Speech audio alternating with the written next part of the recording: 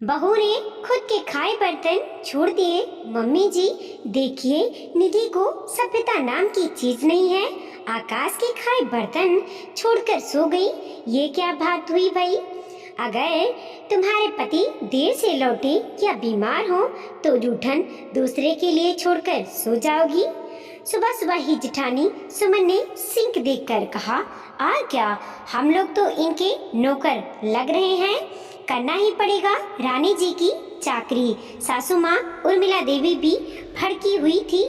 ऐसा नहीं था कि निधि को कुछ सुनाई नहीं दे रहा था या वह लापरवाह थी। बस डिलीवरी में बस 6 या 7 दिन बाकी थे। डॉक्टर ने कहा दिया था कि हाई रिस्क है, तकलीफ बढ़ते ही आ जाना, डिलीवरी किसी भी समय हो सकती थी।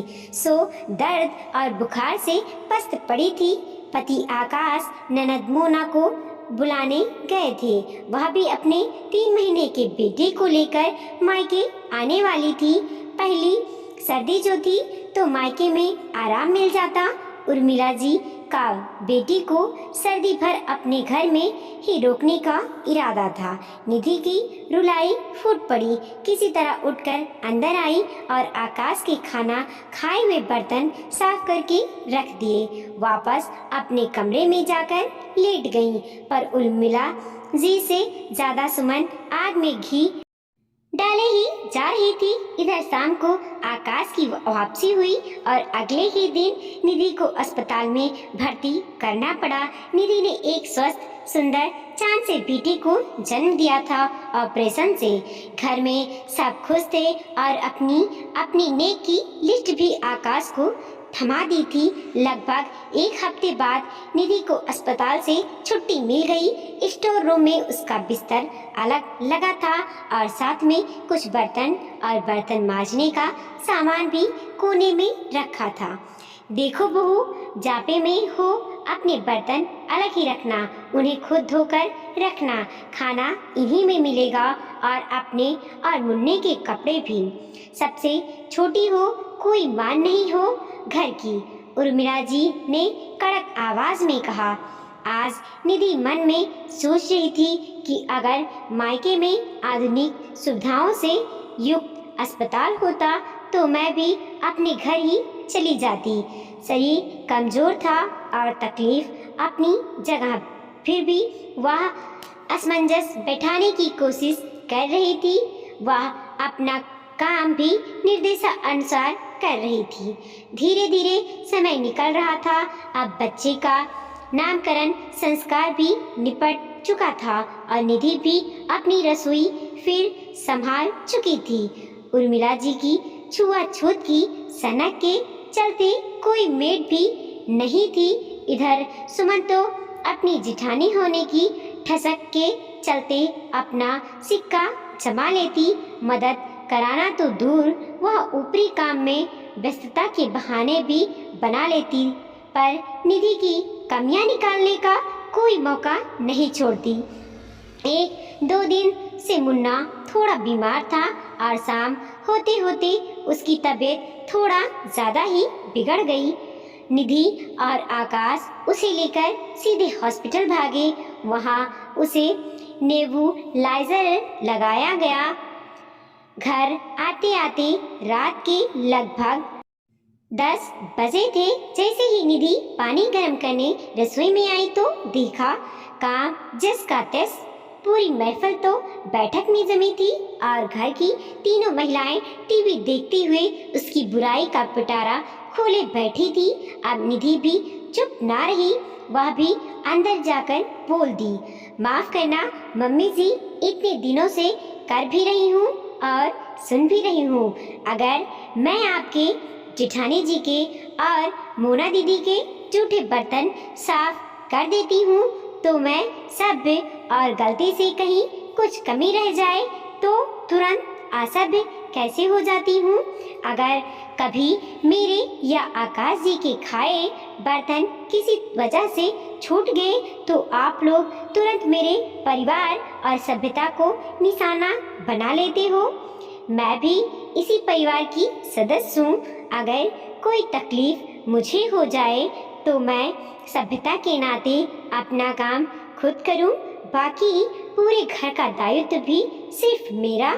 आकाश बच्चे के ही पास था। देर होती देखकर जब वह निधि को पुकारने आया तो देखा अच्छी खासी बहस हो चुकी थी। वह निधि को कमरे में ले गया और समझाने भी लगा, पर अगले दिन बाजार से डिस्पोजेबल क्रॉकरी लेकर आया और सबके सामने आवाज देकर बोला, निधि आज से हम तुम इन्हीं में खाएंगे, इन्हीं में खाना और फिर फेंक देना जब तक मुन्ना ठीक ना हो जाए। फिर मैं अलग रसोई की व्यवस्था करता हूँ। अगले 2 दिन आकाश और निधि को लगातार डिस्पोजेबल क्रॉकरी इस्तेमाल करते देखकर घर में ससुर जी का माथा ठनक गया। ये क्या लगा रखा है तुम दोनों ने? घर में बर्तनों का अकाल पड़ गया है क्या? छोटी बहू वो क्या है ना पापा, मुन्ना ज्यादा बीमार है, सर्दी बचानी है उसकी, और मम्मी ठहरी सास और भाभी जेठानी। मोना दीदी को हम लोग इसी तकलीफ से बचाने के लिए ससुराल से अपने घर लाए हैं, आकाश ने बाहर आकर कहा। पर निधि के लिए ऐसी कोई व्यवस्था नहीं है। वह तो आगे से आगे सबका ध्यान रखती है और मैंने हमेशा उसे सबका सम्मान करते ही देखा। वह पूरे घर के खाए बर्तन धो सकती है। छोटी बहू जो ठहरी, मगर गलती से कभी उसका या मेरा खाया बर्तन किसी वजह से रह गया तो घर अखाड़ा बन जाता है। तकलीफ में भी उसे खुद के और मेरे बर्तन साफ करने पड़ते हैं। कब तक बर्दाश्त करूं? मैं नौकरी करूं या इलाज कराऊं या घर की लड़ाई निपटाऊं? अगर माँ और भाभी से कुछ कहूँगा तो जोरू गुलाम की उपाधि मिल जाएगी। निधि और मुन्ने की भी तो अनदेखी नहीं कर सकता। ब्याह कर लाया हूँ, कुछ मेरा भी तो फर्ज बनता है निधि के लिए, या नहीं? आप हमारे लिए अच्छे पिता का रोल मॉडल रहे तो अब मैं क्यों पीछे रहूं? मेट के छुए बर्तन मम्मी को नहीं सुहाएंगे। यह सुनकर तिवारी जी का माथा ठनक गया। सबको बुलाकर बात की और सबसे पहले अपनी पत्नी से ही कहा, बहू इस घर की सदस्य है, कोई अछूत नहीं जो कभी मजबूरी में या बीमारी में उसे अपने खाए बर्तन धोने को विवश करो। तुम माँ समान बड़ी बहू और मोना बहन समान, तो फिर उसकी तकलीफ के समय सास जेठानी क्यों बनना?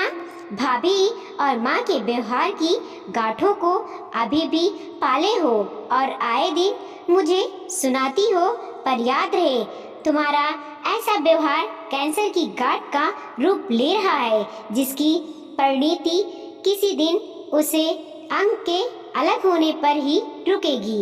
इतने कठिन नियम बनाकर और निभाकर आखिर तुम सबको क्या मिल रहा है? बेहतरी इसी में है कि सिंहासन से उतर के सहयोग से हंसी खुशी से रहो। जैसे मैं तुम्हारी गठिया और अस्थमा का इलाज करवा रहा हूँ, तुम भी बहू को रोगी बनने की कगार पर धकेल रही हो। आकाश तुम चिंता मत करो, मैं कल ही एक मेड की व्यवस्था करता हूँ। मुझे बहू और बच्चा दोनों स्वस्थ चाहिए, बीमार नहीं। अगली सुबह उर्मिला जी और सुमन रसोई में निधि को सहयोग दे रही थी। दोस्तों, अक्सर महिलाओं ने ही महिलाओं के लिए इतने कड़े नियम बना रखे हैं और उन्हें पालने के लिए कला कलेश के तरीकों को भी अपनाती हैं, चाहे उसका परिणाम किसी की स्वास्थ्य समस्याओं की ही नींव भले बन जाए। पर ये तरीके जब हद पार कर जाएं, तो परिवार टूटने की बड़ी वजह बन जाते हैं। नतीजा फिर जीवन भर ही की कड़वाहट ही होता है। यह भी एक कुरीति है। स्वस्थ होने की स्थिति में नियम बुरे नहीं, पर तकलीफ में सहयोग अच्छा होता है। रिश्तों के लिए वीडियो को लाइक कीजिए, कमेंट कीजिए और अपने दोस्तों के साथ ज़रूर शेयर कीजिए। चैनल पे नए हैं तो प्लीज़ सब्सक्राइब कीजिए और देखते रहिए मोटिवेशनल स्टोरी।